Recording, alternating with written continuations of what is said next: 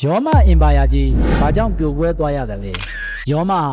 တရက်ထဲနဲ့တိဆောက်ခဲ့တာမဟုတ်တယ်လို့တရက်ထဲနဲ့ပျက်စီးသွားတာလည်းမဟုတ်ပါဘူးကမ္ဘာအင်အားကြီးယောမအင်ပါယာကပြင်ပကျူးကျော်မှုတွေတင်မကဘဲနဲ့ပြည်တွင်းကအကျင့်ပြတ်ခြားစားမှုနဲ့စီးပွားရေးပြိုကွဲမှုတွေကြောင့်ရာစုနှစ်နဲ့ချီပြီးတော့တဖြည်းဖြည်းအားနည်းလာခဲ့တာပါ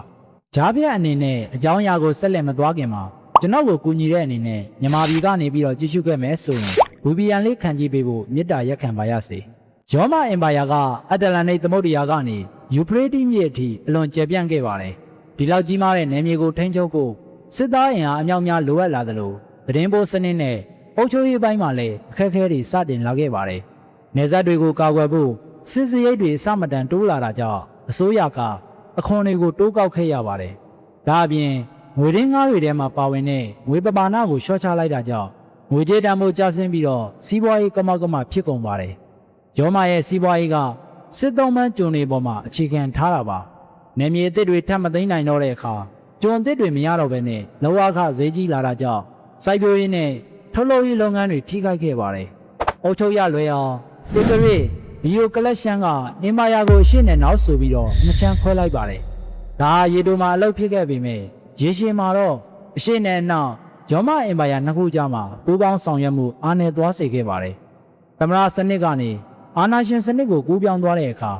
ဧကရေနေရာကိုလူကြတဲ့ပြည်တွင်းစစ်တွေခဏခဏဖြစ်ပွားခဲ့ပါတယ်။ Federation Grant လို့ခေါ်တဲ့သမရတက်တော်ဆောင်အဖွဲ့ကတော့ငွေပေးနိုင်တဲ့သူကိုဧကရေအဖြစ်တင်မြှောက်တဲ့အထိစနစ်ကြီးပျက်စီးသွားခဲ့ရတာပါ။ခရစ်ယာန်ဘာသာတရားဝင်ဖြစ်လာတဲ့အခါမှာတော့ယောမရဲ့ရှေးအောင်နတ်ဖျားတွေပေါ်ယုံကြည်မှုလျော့နေသွားခဲ့ပါတယ်။တချို့သမိုင်းပညာရှင်တွေကဒါဟာယောမသားတွေရဲ့စစ်တိုက်လိုစိမ့်နဲ့အင်ပါယာပေါ်တစ္ဆာရှိမှုကိုအားနည်းစေခဲ့တယ်လို့ယူဆကြပါတယ်။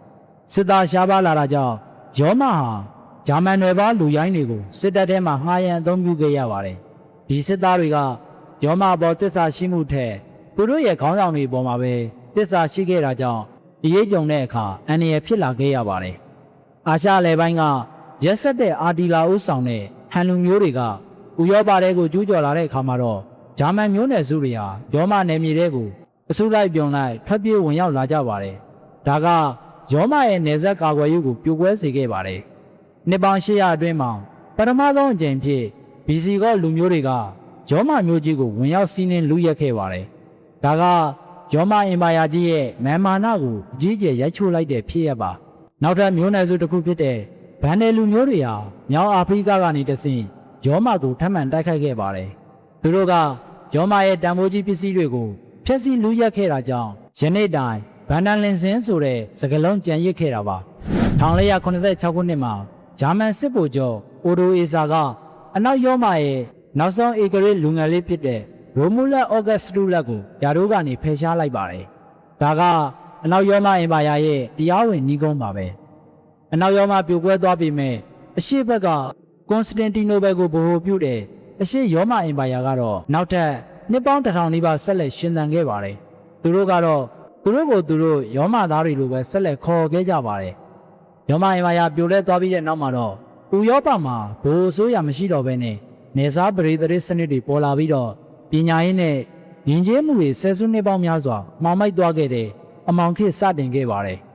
အင်ပါယာကြီးပျက်စီးသွားပြီမဲ့ယောမရဲ့ဥပဒေဘာသာစကားအင်ဂျင်နီယာအတတ်ပညာနဲ့အုပ်ချုပ်ရေးစနစ်တွေဟာယနေ့ခေတ်ကမ္ဘာကြီးအထိရှင်သန်နေသေးပါလူချင်းမင်းတို့ကရောယောမအင်ပါယာကြီးပြိုကွဲသွားပုံကိုဘယ်လိုမြင်ပါသလဲကိုယ့်ရဲ့အမြင်ကိုကွန်မန့်မှာမျှဝေပေးခဲ့ပါဦးယခုလိုသမိုင်းဆိုင်ရာအကြောင်းအရာတွေကိုဆက်လက်ကြည့်ရှုခြင်းနဲ့ဆိုရင်တော့ကျွန်တော်ရဲ့ BOC Entertainment YouTube Channel လေးကိုSubscribe လုပ်ပေးခဲ့ပြီးခေါင်းလောင်းလေးနှိပ်ထားဖို့မမေ့ပါနဲ့